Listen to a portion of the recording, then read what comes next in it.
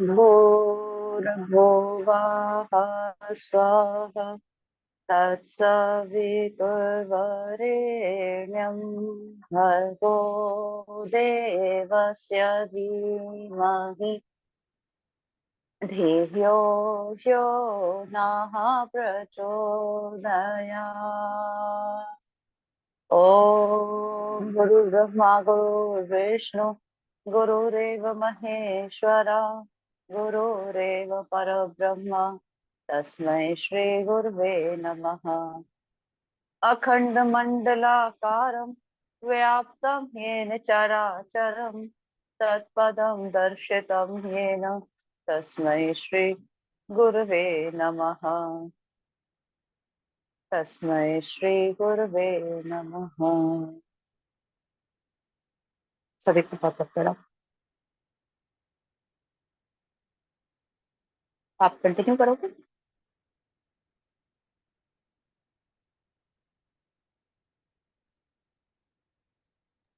हाँ, प्रणाम सभी को। श्री पेज माँ नंबर बता देना एक बार। 18 श्री माँ के पति भक्ति जैसी अनुपम थी। साहस तथा अन्य परिजनों के प्रति भी उनकी उसी प्रकार श्रद्धा, सेवा तथा ममत्व की भावना थी। अपने ससुराल की सारी वस्तुएं उन्हें अत्यंत प्रिय थी। यद्यपि ससुर के दर्शन का सौभाग्य उन्हें प्राप्त नहीं हुआ था, फिर भी उनके देवोपम गुणों के संबंध में वे बड़े गर्व से कहा करती। मेरे ससुर बड़े तेजस्वी और निष्ठा संपन्न ब्राह्मण थे। उन्होंने जीवन में किसी से कभी कोई दान ग्रहण नहीं किया। यदि कोई स्वयं खरा कर भी उन्हें कुछ देना चाहता तो भी वे उसे स्वीकार नहीं करते थे। उनसे छिपाकर जब कभी कोई मेरी सास के सम्मुख कुछ लाता तो वे उसे श्री रघुवीर का भोग लगाकर उसे सबको बांट देती थी। ससुर को यह पता लगने पर वे बहुत असंतुष्ट होते थे। उनका विश्वास भी कितना प्रगाढ़ था। माँ शीतला देवी उनके साथ साथ घूमा करती थी। रात के अंतिम पहर उठकर फूल लाना उनका नित्य का अभ्यास था। एक दिन की घटना है, वे फूल लाने ब्लाहा के बाग में गए।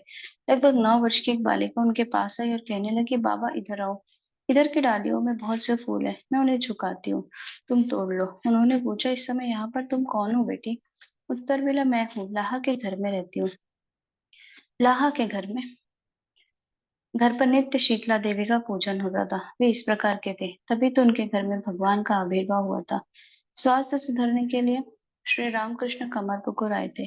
गांव की स्वास्थ्यप्रद जलवायु तथा निर्मल श्यामल वातावरण में थोड़े ही दिनों में वे बहुत कुछ स्वस्थ हो उठे। उनके शरीर पर स्वस्थ की स्निग्धता दिखाई देने लगी। गांव के लोग एकत्र होकर उनसे ईश्वर चर्चा सुना करते थे। जब वे भावाविष्ट हो जाते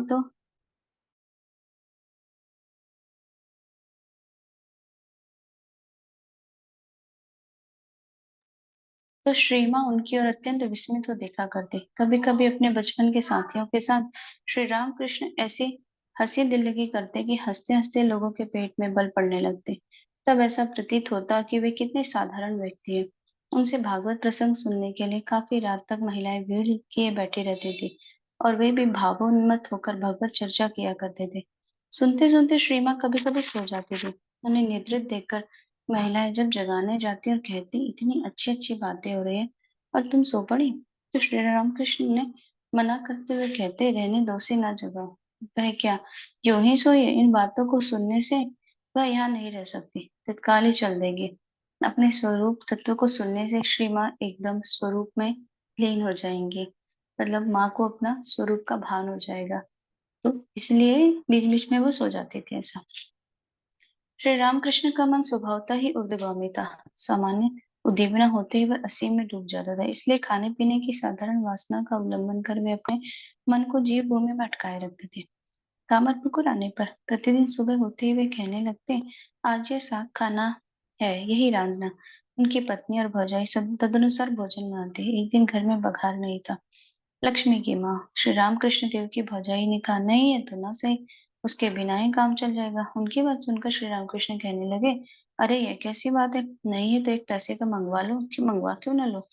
जिसमें जिस चीज की जरूरत है उसके बिना काम कैसे चल सकता है? तुम लोगों के इस बघार की सुगंध का आनंद लेने के लिए ही तो मैं दक्षिणेश्वर से यहाँ आया हूँ, और तुम उसके बिना ही काम चलाना चाहती हो। यह सुनकर उनकी भौजाई अत्यंत लज्जित हुई और अविलंब बघार मंगवाने की व्यवस्था की गई। इन प्राचीन घटनाओं की स्मृतियां कभी-कभी श्री राम श्री माँ के मुख से सुनने को मिलती थी। वे कहती, मैंने कभी उनको निरानंद नहीं देखा, चाहे 5 वर्ष का बालक ही हो अथवा बूढ़ा, सभी के साथ वे आनंद मग्न रहते थे। मैंने कभी उन्हें आनंद रहित नहीं देखा। मतलब ठाकुर के लिए बोल रही है माँ कि उन्हें कभी भी उनको दुखी नहीं देखा। सबके साथ, कोई छोटा हो, बड़ा हो, बूढ़ा, सबके साथ आनंद मग्न रहते थे। रसिक प्रवर श्री रामकृष्ण अपनी भौजाई तथा पत्नी के साथ नाना प्रकार की हंसी मजाक किया करते थे। ऐसी घटनाएं बहुत ही आनंददायक है। कमलपुकुर में हृदय राम और श्री रामकृष्ण भोजन कर रहे थे। उनकी भौजाई तथा पत्नी ने रसोई बनाई थी। उनकी भौजाई रसोई बनाने में सिद्ध हस्ती थी। पत्नी ने रसोई बनाना हाल ही में सीखा था। भोजन करते हुए श्री रामकृष्ण कौतुक पूर्वक कहने लगे, ओह हृदु, ये जिसने बनाई है वह तो रामदास वैद्य है। फिर पत्नी की बनाई हुई वस्तु मुंह में डालते हुए बोले, और यह श्रीनाथ सिंह ने बनाई है। श्रीनाथ सिंह एक अनपढ़ और अनाड़ी वैद्य था। उनकी दृष्टि में लक्ष्मी की माँ तो अनुभवी वैद्य जैसी थी और पत्नी अनाड़ी वैद्य जैसी। उनकी बात को सुनकर हृदय राम बोले, सो तो ठीक ही है, पर तुम्हारी ये अनाड़ी वैद्य तुमको हर समय मिल सकता है, यहाँ तक कि हाथ पैर दबाने के लिए भी। केवल बुलाना भर होगा। रामदास वैद्य की तो फीस अधिक है, फिर उसको सब समय पाना भी संभव नहीं। लोग भी पहले अनाड़ी वैद्य को ही बुलाते। वह तुम्हारे लिए सदा का मित्र है। श्री रामकृष्ण तब हंसते हुए बोले, बात तो तू ठीक ही कर रहा है, वह वास्तव में मेरे लिए सदा प्राप्य है। बचपन से ही श्री माँ करुणा की जीती जागती मूर्ति थी। वे किसी का भी दुख नहीं देख सकती थी। दूसरे का दुख देखकर उनका सोया हुआ मातृ हृदय आलोड़ित हो उठता था। अपने मधुर व्यवहार से, स्नेह चंचल से वे वेदना की कालिमा को पहुंच देती थी। वे उस दुख भार को स्वयं अपने सिर ले लेती थी। उनका हृदय इतना कोमल था कि सत्य यदि अप्रिय हो तो वे उसे वे व्यक्त नहीं कर पाती। इस भय से कि कहीं उससे दूसरे के हृदय में चोट न लगे, श्री रामकृष्ण अपनी तंत्र साधना के गुरु भैरवी ब्राह्मणी पर माता जैसी श्रद्धा रखते थे। श्री माँ भी उनके साथ सास जैसा व्यवहार करती थी। ब्राह्मणी ठाकुर के साथ कामरपुकुर आई हुई थी। सेवा शुश्रूषा के द्वारा श्री माँ ने उन्हें अपना बना लिया था। ब्राह्मणी को मिर्च बहुत प्रिय थी। वे चरपरा साग बनाती और बहुओं को भी दे देती थी। जब वे लक्ष्मी की माँ से पूछती कि साग कैसा बना है, तो लक्ष्मी की माँ कह उठती, हाँ, चर पर आए। उसकी बात सुनकर ब्राह्मणी का मुख मलिन हो जाता। तब वे श्री माँ से पूछती, बताओ बहू, साग कैसा बना है? उस चरपरे साग को खाकर घूंघट के अंदर आंखों को पोंछती हुई श्री माँ उत्तर देती, बहुत अच्छा बना है माँ। उनके इस उत्तर से बुढ़िया का चेहरा तृप्ति से उज्ज्वलित हो उठता। गर्व के साथ वे कहती, बहू तो कहती है अच्छा बना, पर न जाने तुम्हें क्यों नहीं अच्छा लगा। भविष्य में अब तुमको नहीं दूंगी। ठाकुर उस समय कामरपुकुर में 7 महीने रहे थे। उनके पवित्र सानिध्य में श्री माँ को उस समय अनेक प्रकार की लौकिक तथा पारमार्थिक शिक्षाएं प्राप्त हुई। विशेषकर ठाकुर के अनुपम जीवन ने उनके हृदय पर बड़ी गहरी छाप डाली। उससे उनके मन में उनके समग्र जीवन में विपुल परिवर्तन और परिपूर्णता का भाव आया था। उनकी रहन सहन, गंभीर चिंतनशीलता, निस्वार्थता, महाप्राणता, मानव दुख कातरता उनके प्रत्येक आचरण और कार्य में दिखाई पड़ती थी। इसके अतिरिक्त अपने देवतुल्य पति देव से उन्हें जो प्रीति और आंतरिकता का परिचय मिला, उससे उनके लिए विश्वास करना मानो असंभव सा उठा कि उनके पतिदेव वास्तव में सन्यासी हैं। सन्यासी के हृदय में क्या इतनी ममता और विगलित प्रेम रहता है? विहल होकर वे सोचने लगते हैं कि दूसरों के लिए भले ही वे सन्यासी हो, पर मेरे साथ उनका संबंध दूसरा है। उन कतिपय दिनों में ही मानो दोनों आत्माओं का पूर्ण मिलन हो गया। उस अतीत की स्मृति का उल्लेख करते हुए श्री माँ ने भक्त रमणियों के समीप कहा था, इस समय से सदा ऐसा लगता था मारो मानो मेरे हृदय में आनंद का पूर्ण घट स्थापित हो चुका है। उस शांत, निश्चल, दिव्य उल्लास से मेरा हृदय इस किस प्रकार भरा रहता था, यह बतलाना मेरी सामर्थ्य से बाहर है। तभी से श्री माँ के जीवन में अर्ध प्रस्फुटित देवित्व का विकास होने लगा। धीरे धीरे वह अपने स्वरूप में प्रतिष्ठित होने लगी। यह तो सादा सरस्वती है, ज्ञान प्रदान करने के लिए आई है। अपनी सहधर्मिणी के संबंध में श्री रामकृष्ण का यह सार्थक वचन सत्य में परिणत होने लगा। तो माँ और ठाकुर का संबंध एक गुरु शिष्य का हो गया था, और ठाकुर ने माँ को हर चीज, एक एक चीज सिखाई। यहाँ तक कि दिए में बाती कैसे लगाना है ये भी उनने उनको सिखाया। और माँ ने उनको मतलब यही बोला ना कि लास्ट में कि मतलब मेरे हृदय में आनंद का पूर्ण घर स्थापित हो गया। मतलब ठाकुर को पूरी तरह ऐसा गुरु मान लिया और उनकी हर बात को मानती चली गई। उनके बताए हुए अनुसार उनने सारी साधनाएं भी करी। श्री रामकृष्ण दक्षिणेश्वर चले गए। श्री माँ भी पुनः अपने माता पिता की स्नेह सुखद गोद में श्यामल शोभा विमंडित जयराम वाटी के स्निग्ध वातावरण में लौट आई। आत्मियों का स्नेह तो पूर्ववत ही था। संसार के कामकाज तथा प्रेम में पतिदेव के ध्यान चिंतन में उनका समय आनंद से बीतने लगा। इसके बाद सुदीर्घ 4 वर्ष तक विस्मृति छाई रही। उनके हृदय के एकांत कोने में प्रज्वलित आनंदमयी दीप शिखा मर्म वेदना की प्रबल वायु से मानो कंपित होने लगी। उनके मन में नाना प्रकार की चिंताएं उठने लगी। ना तो उन्होंने मेरा कोई समाचार ही लिया और ना वे स्वयं आए और ना उन्होंने मुझे बुलाया ही। तो फिर क्या वे मुझे भूल गए? उनके चरणों की शीतल छाया ही तो मेरी एकमात्र शांति की जगह है। श्री माँ के विरह व्याकुल हृदय में क्रंदन ध्वनि गूंजती रहती। धीरे धीरे ठाकुर के संबंध में गांव में चारों ओर तरह तरह की बातें फैलने लगी। श्री माँ जिन बातों को सुनना नहीं चाहती, पड़ोस की महिलाएं स्वयं आकर जबरन उन्हें सुना जाती। बस आहा आहा कहकर अपनी सहानुभूति प्रकट करती। उन लोगों की दृष्टि में वे पागल की पत्नी बन चुकी थी। व्यंग्य कसते हुए वे लोग कहने लगती, अरे श्यामा की लड़की तो पागल जमाई के साथ ब्याही गई है।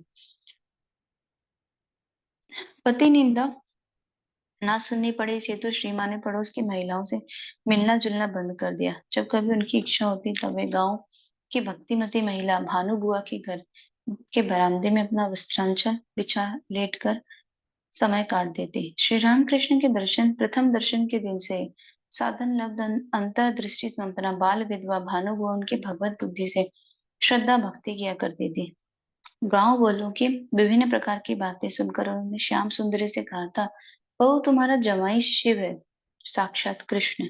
अभी जिस बात का तुम्हें विश्वास नहीं हो रहा है, भविष्य में उसी को तुम ठीक मानने लगोगी। मेरी यह बात याद रखना। तो हुआ ये था कि ठाकुर की साधनाएं चलती रहती थी। भैरवी ब्राह्मणी आई थी, उसके बाद वो उनको लेकर कामारपुकुर भी आए थे। फिर उसके बाद उनकी दूसरी बहुत सारी साधनाएं चली थी। मधुर भाव की साधना हो गई और वात्सल्य भाव की साधना हो गई और वेदांत साधना, ईसाई धर्म, इस्लाम धर्म। तो ये सारी साधनाएं इसके बाद वाले एपिसोड में हुई थी। तो जब ये फिर से दक्षिणेश्वर चले गए और माँ अपने जयराम बाटी चले गए। लेकिन अब जब जब जब खबर आती तो सब लोग ऐसे बोलते कि ये तो तुम्हारा मतलब पति वो है, पागल है, ऐसा सब उनके बारे में ठाकुर को तो सबने शुरू में तो सबने यही कहा था। तो माँ को पहले लगता, फिर एक भानु बुआ है उनने ये बोल दिया था कि तुम्हारा जो जमाई है वो शिव है, साक्षात कृष्ण है, ये बात याद रखना। श्री रामकृष्ण कुल प्रथा के अनुसार जब अपनी पत्नी को लिवाने जयराम वाटी आए थे, उस समय अपनी नातिन शारदा देवी से परिहास करते हुए भानु बुआ ने गाना गाया था, नातिन तू तो रूपवती है पर तुझे वर मिला है नंगा और बावला। दिनों दिन श्री रामकृष्ण के संबंध में और भी अधिक प्रबल समालोचनाओं से गांव भर गए। सुनते हुए कंधे पर लाठी लिए नंगे होकर घूमा करते, कंगालों की जूठन खाते, मेहतर की तरह टट्टी साफ करते, अल्लाह अल्लाह जपते रहते और भी न जाने कितनी ही बातें। श्री माँ के हृदय की अव्यक्त वेदना को कौन समझे। ठाकुर ने मतलब जूठन भी खाई है, भिखारियों की जूठन खाई है। इसलिए खाई थी कि वो अपना अहंकार त्यागना चाहते थे और सफाई करी है, मेहतरों के जैसे हमने सफाई करी है। अब ये सारी बातें वो तो कर रहे थे किसी और उद्देश्य से, अपने मतलब अपने आप को बिल्कुल ग्राउंड लेवल पे लाने के लिए। लेकिन ये जब बातें सांसारिक दृष्टि से देखी जाती हैं तो उसका अलग मतलब निकाल लेते हैं लोग। तो वही बातें यहाँ पर आकर अलग अलग होती। अब माँ के हृदय में अलग वेदना होने लगती।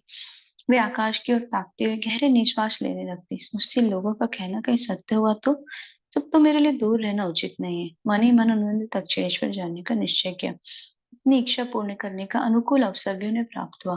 होली की पूर्णिमा नजदीक थी, 25 मार्च को।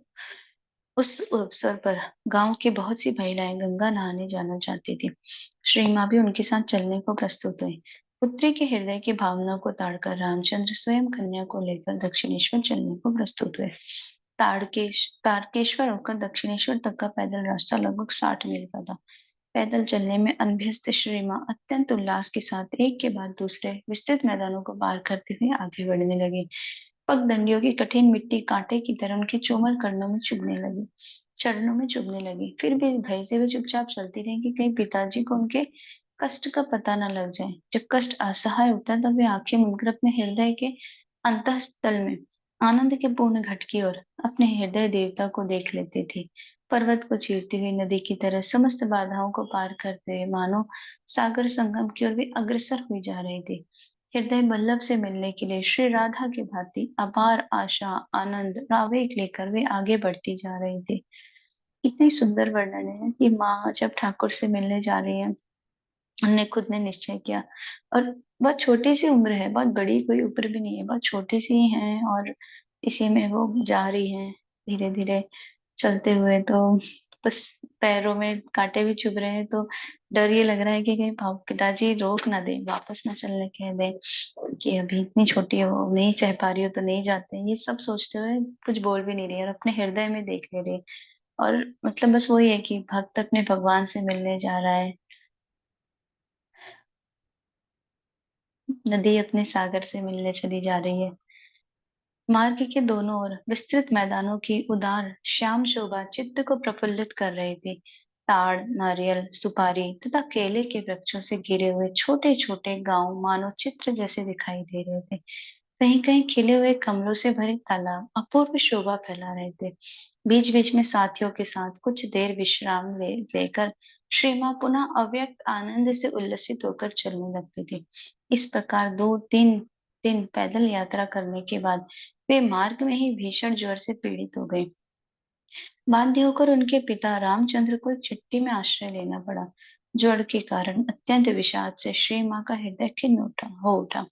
विषण हृदय से भी सोचने लगी, अब शायद उनके दर्शन और चरण सेवा का सौभाग्य न होगा। ग्रामीण किशोरी शारदा देवी लज्जा की प्रतिमूर्ति थी, पर ज्वर के भीषण प्रकोप से रात में वे बेहोश पड़ी हुई थी।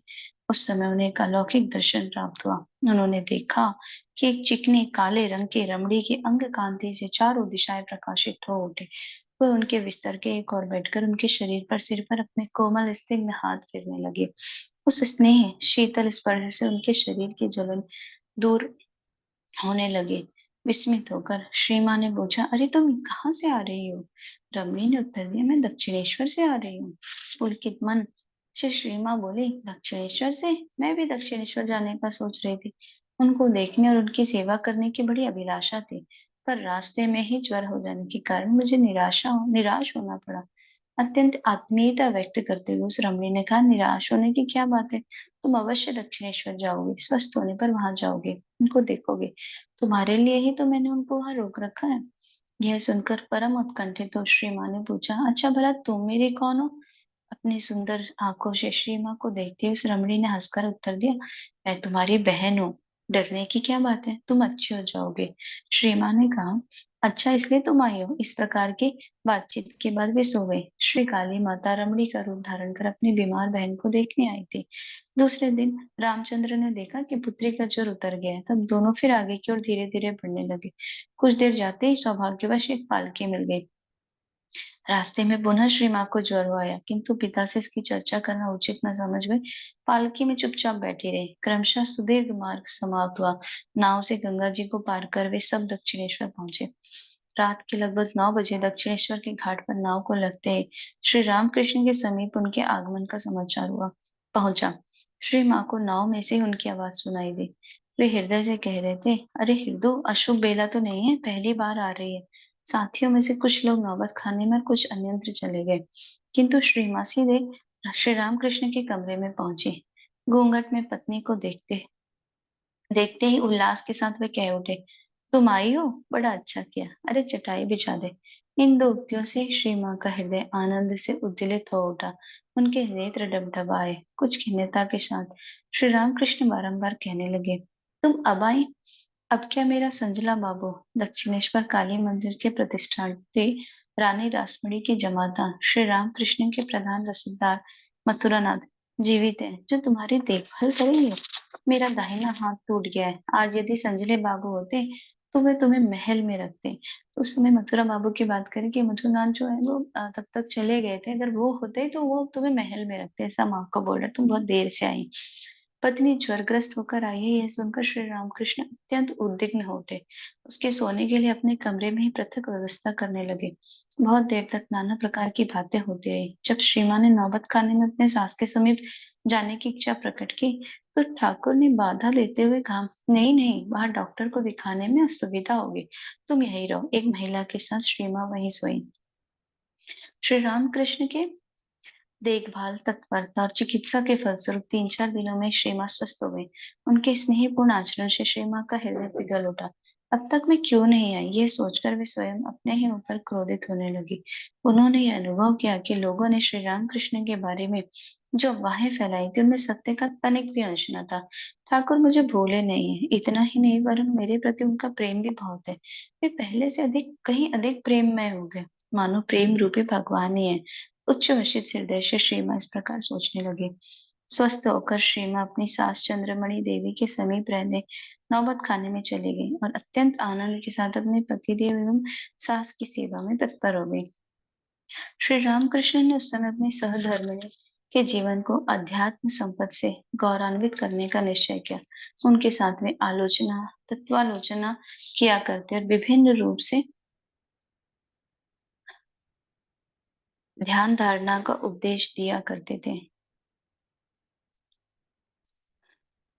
आत्मज्ञान में प्रतिष्ठित करने के लिए वे श्री मां को ध्यान में लगाया करते थे।